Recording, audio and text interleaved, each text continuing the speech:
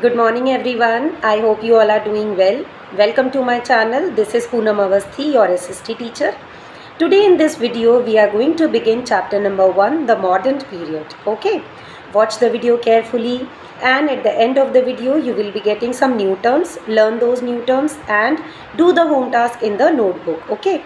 For the home task PDF, please check the description box, and in case of any doubt or query, feel free to reach out to me in the upcoming online classes. So let's begin the chapter, the modern period. Hello young wonders, welcome all of you in social science class. Today we are going to begin our first chapter, the modern period.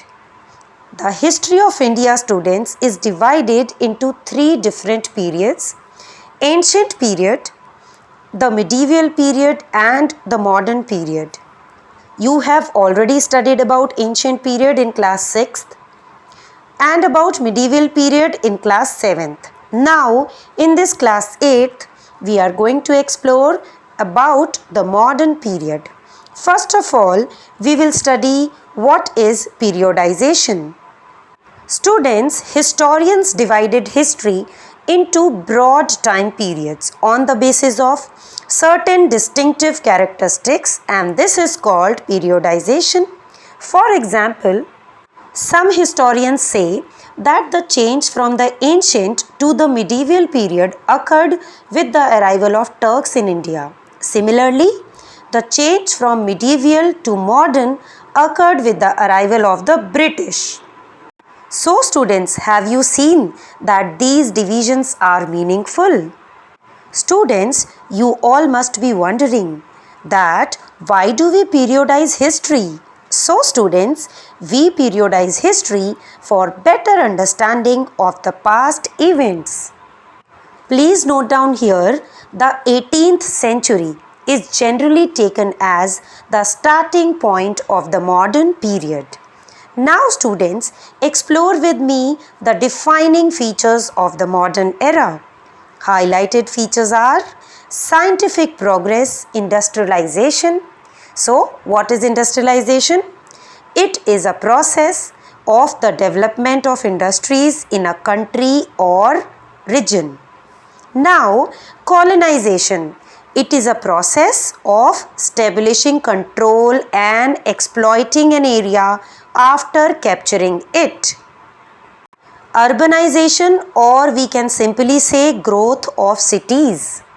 But students, under the British rule, Indians did not have freedom and equality. So, was the modern period really modern? So, can we say this period as modern period? Students, what I want to say here, that is the word modern an apt description of the British period in India? Can India be called modern in the true sense? So my dear students, to get answers of all these questions, you have to explore all these points with me. The British treated India as a colony. They took away raw materials from India and made India only a center of raw material and an importer of finished British goods. So students, British rule can hardly be described as modern. It was colonial period. So Indian historians call this as the colonial period. So I hope all of you got your answer. Now understand time in history. Students, whenever we study history, whenever we study past, 4 questions are important. What happened? When did it happen? Where did it happen? And how did it happen? So, we can be sure of the first question, what happened, but not of other 3 questions. For example, we know that the British colonized India, but can we put an exact date to it? No. Can we pinpoint an exact region? No. So that is why a span of time is more important in history rather than a precise date. It is easier to define dates for events in political history, but for social, economic, and cultural history, specific dates cannot be assigned. So, students, we have come to this conclusion that there are no straight answers to many questions in history. People experience change in different ways and over different time periods. Now students, do you know interpretations in history are not same? So what is interpretation? It means the act of explaining or reframing an event with your own understanding. So interpretations differ in history as individuals and groups interpret events differently. For example, the revolt of 1857 was explained by the British in a different manner, but Indian historians, they have seen it differently. They tell us that the common people played a vital part in the events, and the real reason for this uprising was the exploitative nature of the British rule. So students, there are generally different opinions and interpretations in history, and to get proper truth, we should not rely on only one source, but we should also look at other sources. So our next topic is sources of modern history. So let's explore it with me. Many sources and records are available for study of modern period. The sources includes literary sources like government reports, administrative records, official records of the British, surveys, etc. All these records have been carefully preserved in archives and museums. Official records. Do you know students, the Mughals introduced the culture of recording everything, and this was perfected by the British, followed by the British. In this, every administrative decision was recorded and carefully preserved. Every executive, legislative and judicial body had record rooms in which even the smallest records were kept. Students, I would like to add here, many of the official records of this modern period are now preserved in the National Archives of India in Delhi. So, my young historians, please note here that the British also began practice of conducting surveys.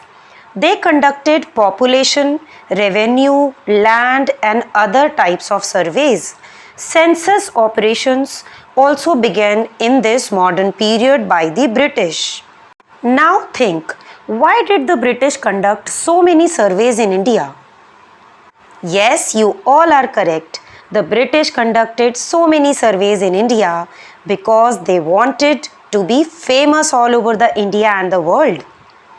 They conducted surveys in order to check their spread of business and power.